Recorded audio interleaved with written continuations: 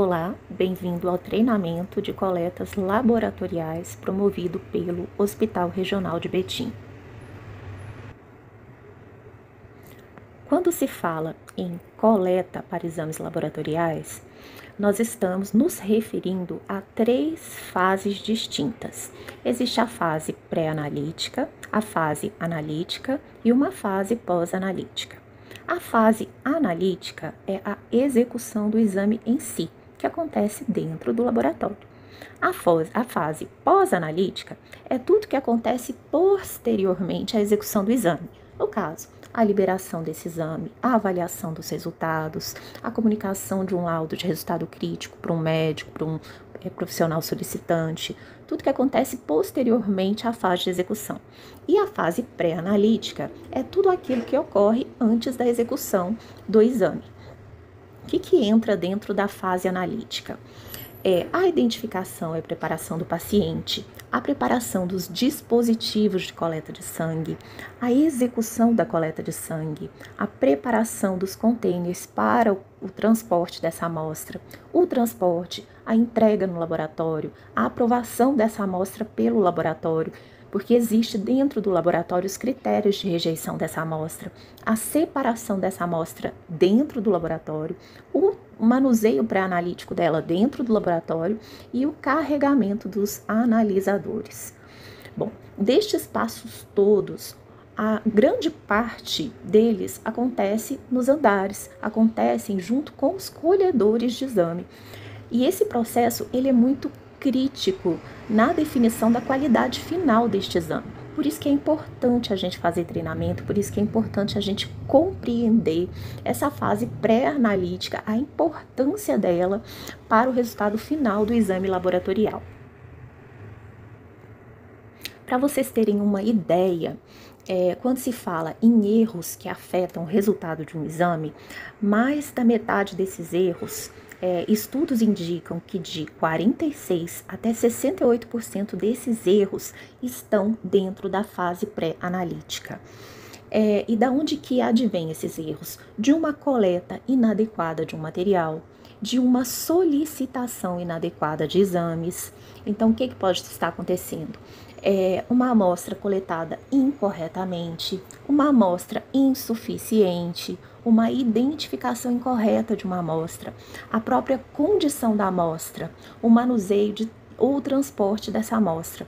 Tudo isso pode envolver erros que vão determinar no resultado final desse exame. E aqui nesse treinamento, o nosso foco é falar sobre a coleta propriamente dita. Então, o primeiro passo seria a escolha do local dessa venopunção. Geralmente, essa venopunção é feita no braço, né? E a veia mais indicada para se fazer essa venopunção é a veia basílica mediana. Também pode-se usar a veia cefálica, mas ela é uma veia mais propensa à formação de hematomas. Não conseguiu? A segunda escolha é procurar veias na região anterior do antebraço e veias no dorso da mão. Essa escolha do local de punção representa uma parte vital no diagnóstico.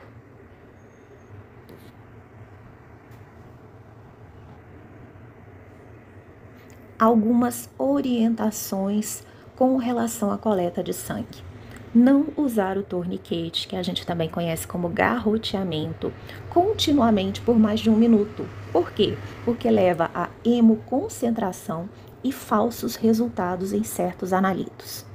Ao garrotear, pedir ao paciente que feche a mão para que possa evidenciar a veia. Não apertar intensamente o torniquete, porque o fluxo arterial ele não deve ser interrompido. O correto procedimento de homogeneização dos tubos é por inversão, de 5 a 8 vezes. De forma nenhuma a gente deve sacudir os tubos com força, tá?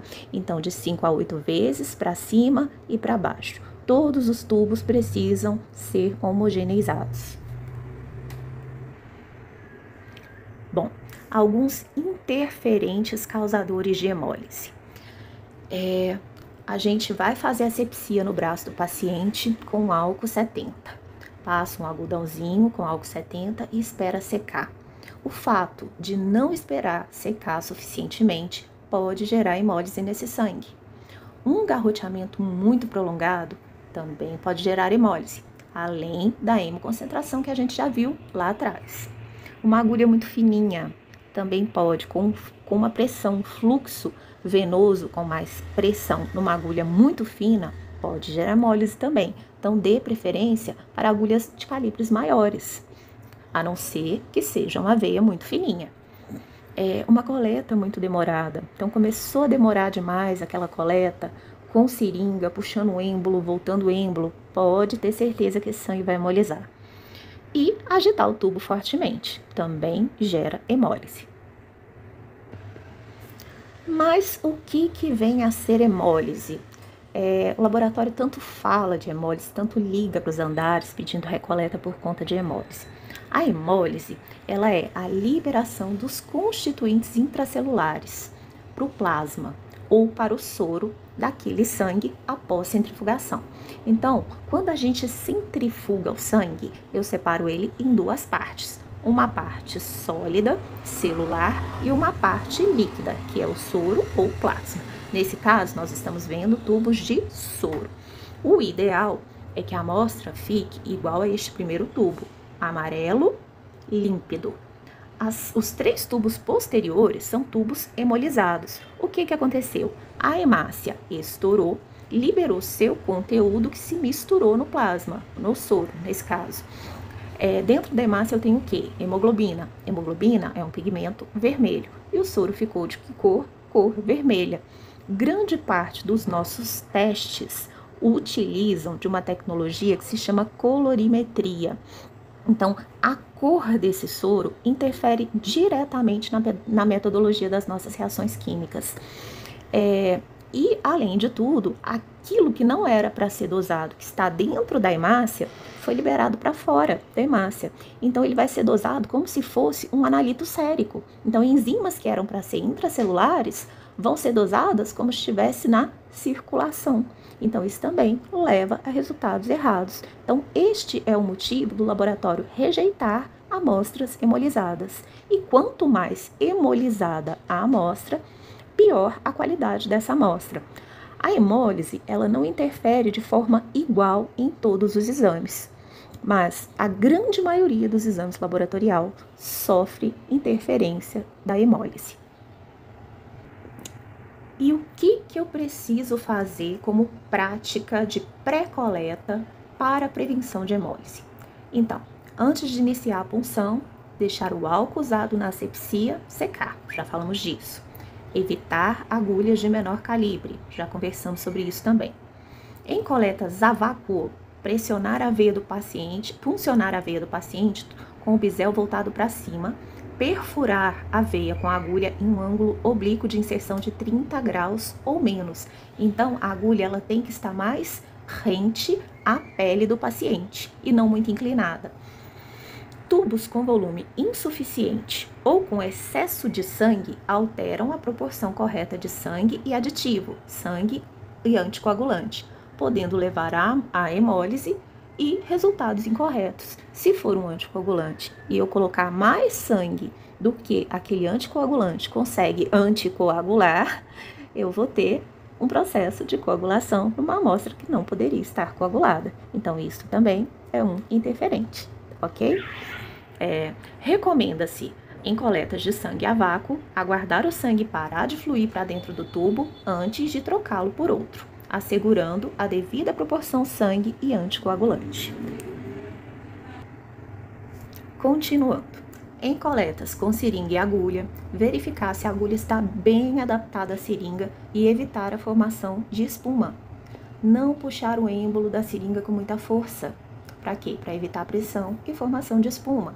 Ainda em coletas com seringa, descartar a agulha, passar o sangue deslizando cuidadosamente pela parede do tubo, cuidando para que não haja contaminação do bico da seringa com o anticoagulante.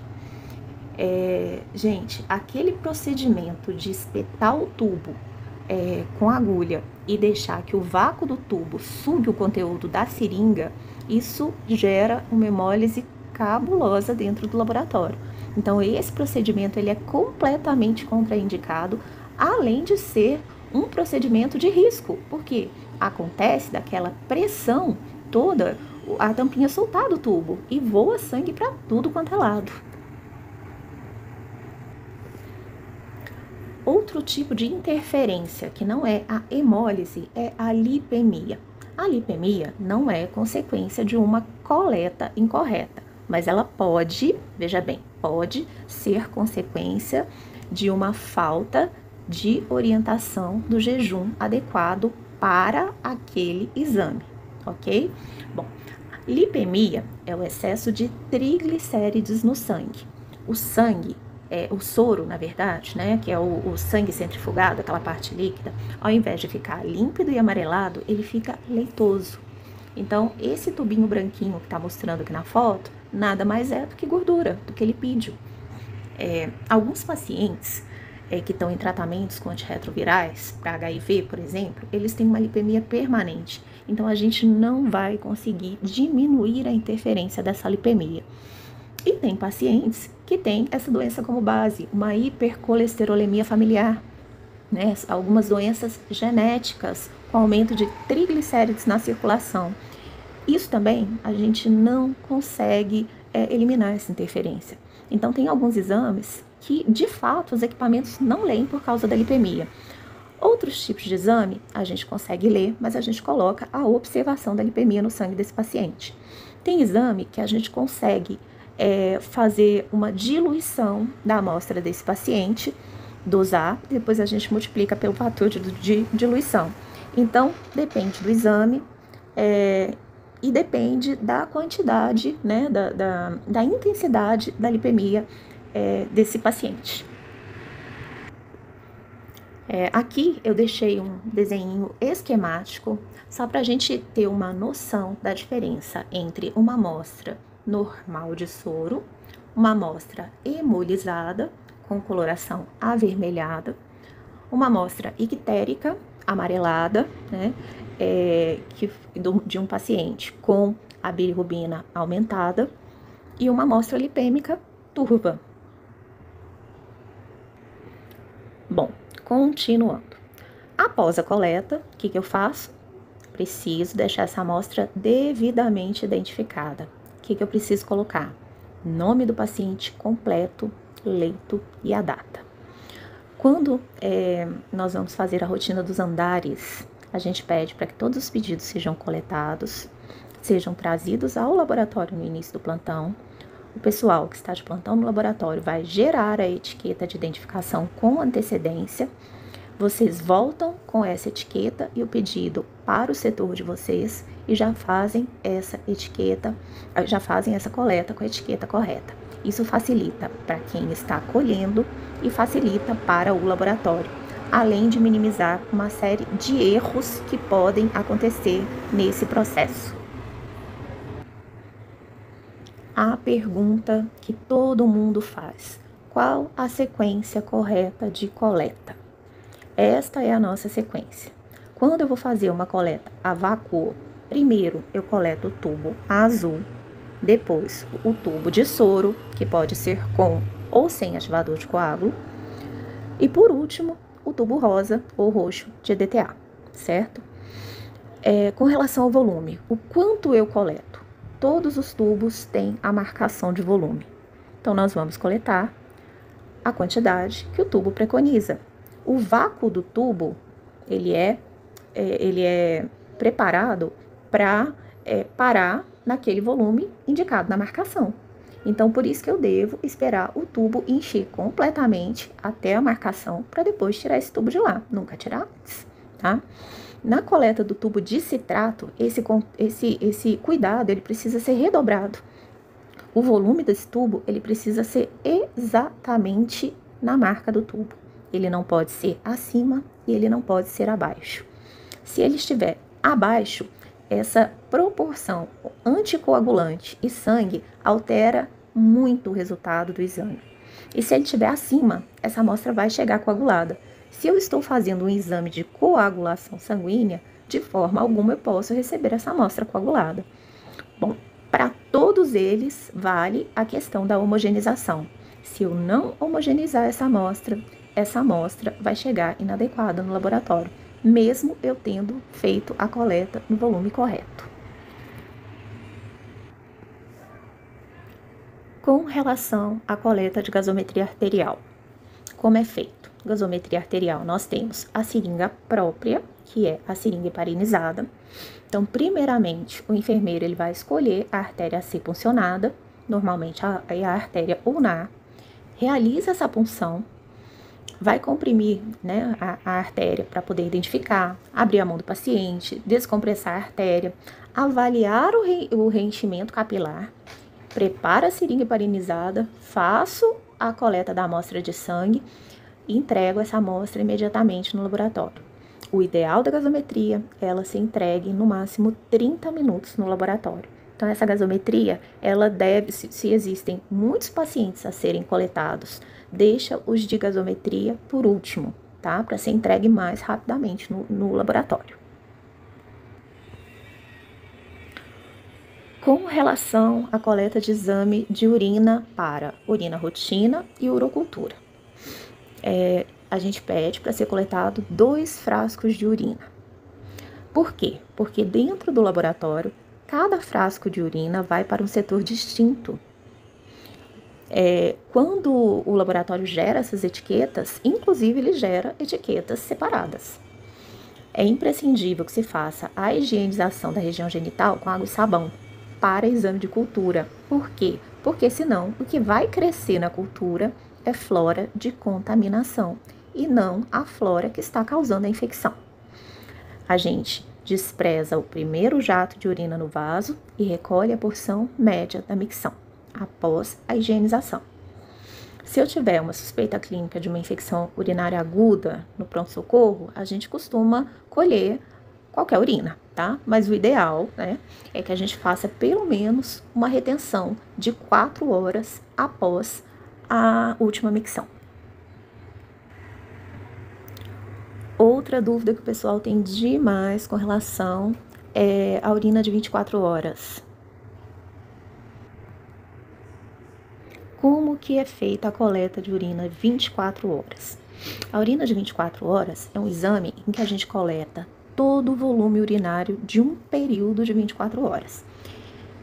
Ele é um exame em que eu tenho um volume grande de urina, geralmente. Então, eu preciso dos frascos maiores e eu preciso acondicionar essa urina, na medida que eu for colhendo, dentro do setor, num local fresco. Então, geralmente a gente começa essa coleta no período da manhã, desprezo a primeira urina da manhã e começo a anotar o horário a partir dessa primeira urina que foi desprezada. A partir daí, nós vamos coletar todas as urinas e todo o volume urinário. Não posso perder nada, nenhuma amostra, nenhuma gota. No dia seguinte, eu vou recolher a primeira urina da manhã no mesmo horário, manter essa amostra no local fresco, mantida, né? E trago a urina de 24 horas para o laboratório. A gente pede que seja feita essa entrega num prazo de no máximo 2 horas após o término da última recolha, tá? Então, não deixa esse frasco de urina de 24 horas muito tempo parado lá no setor, não. Porque essa urina, a gente tem que lembrar que ela já está sendo colhida desde o dia anterior, ela já está lá parada, certo? Principalmente nessa época de calor. Agora, se o paciente estiver usando sonda, o ideal é que se faça a troca da sonda na hora de começar a contar o horário, tá? Então, a partir da troca da sonda, eu conto as próximas 24 horas. Coleto todo o volume dessa urina, esvazio, né, a bolsinha, pego o volume das 24 horas e trago para o laboratório. Uma coisa que eu não falei lá atrás, a respeito da coleta de sonda para paciente que vai fazer exame de cultura, tem que trocar a sonda, não tem outro jeito, tá? Não dá para utilizar a urina que já tá ali na bolsinha da sonda, não. Nós precisamos fazer a troca da sonda e pegar a urina da sonda novinha, tá? Ok?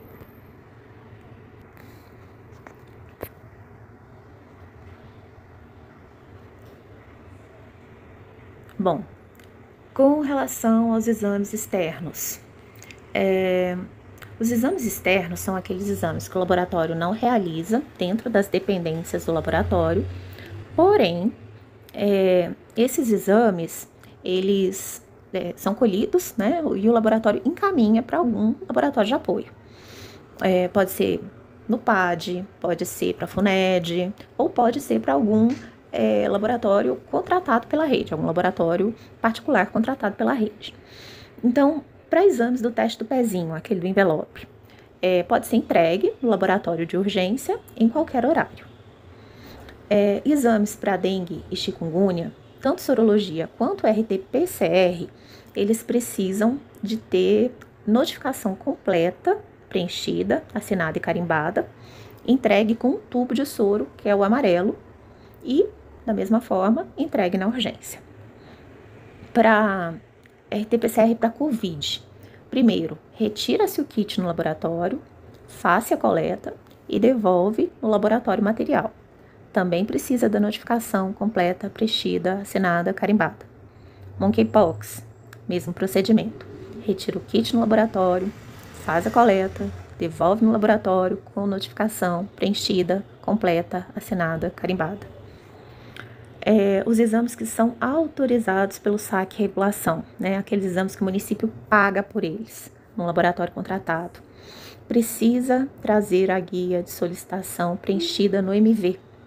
A ficha autorizada, né? Depois que a regulação autoriza, ela é devolvida no próprio setor onde o paciente está internado e junto com essa ficha vai as orientações de coleta dessa amostra. Outros agravos que exigem notificação, entrar em contato com o ramal da Vigilância e Saúde no hospital, de segunda a sexta-feira, de 7 às 16 horas, no ramal 8177. E se for algum exame externo, mas que não necessita de notificação, vocês podem ligar para o laboratório de segunda a sexta-feira, de 7 às 16 horas, no ramal 8197, que a gente dá as instruções para vocês. Hemocultura. Então, orientações para coleta e transporte. Hemocultura. Ela deve ser colhida antes da antibiótico-terapia ou antes da próxima dose do antibiótico. Colher preferencialmente no início do estado febril, no pico febril ou na presença de bacteremia. Colher 2 amostras em 2 locais diferentes e iniciar o antibiótico, então no braço e no outro. Coletar obrigatoriamente de 8 a 10 ml no frasco de hemocultura adulto ou de 1 a 3 ml no frasco de hemocultura infantil. Importante dizer, o volume aqui é bem crítico. Se eu coletar menos sangue do que o mínimo do frasco, eu posso ter um resultado falso negativo. Então, se o acesso daquele paciente está muito difícil e eu vejo que eu não vou conseguir colher no mínimo 8 ml, o que é o ideal fazer? Não colhe, volta no laboratório, pega um frasco de hemocultura pediátrica e, ao invés de coletar no frasco adulto, coleta no pediátrico, tá? É mais garantido do que coletar no frasco de adulto, com volume inferior. Se o paciente usa catéter venoso central, colher uma amostra do catéter e uma periférica, lembrando que precisa identificar qual é a amostra central e qual a periférica. Nunca coletar o sangue de catéter venoso periférico para hemocultura, realizar nova punção. Se estiver sendo usado o protetor, a tampinha na conexão do catéter, devem ser substituídos por novos após a coleta de hemocultura. Se estiver usando o conector valvulado, mantenha o mesmo, não tenha necessidade de troca. Não há indicação para a cultura de ponta do catéter na rotina, exceto se houver evidências de infecção relacionadas ao catéter. Ainda sobre hemocultura.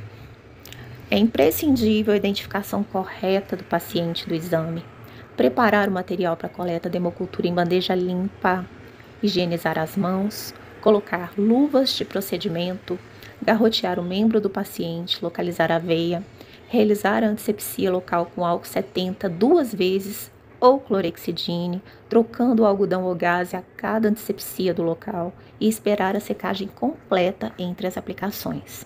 Realizar a punção sem colocar a mão no local para não ter contaminação.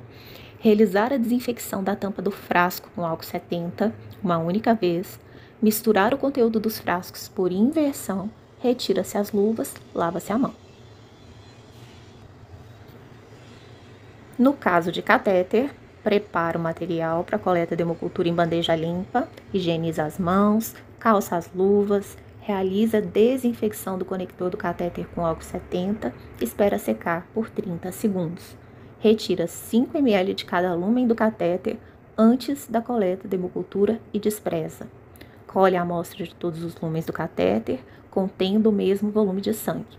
Inocula no frasco de hemocultura, respeitando o volume máximo de cada frasco. Mistura os conteúdos do frasco por inversão, retira-se as luvas, higieniza as mãos. Hemocultura não é refrigerada, é transportada em temperatura ambiente para o laboratório o mais rápido possível.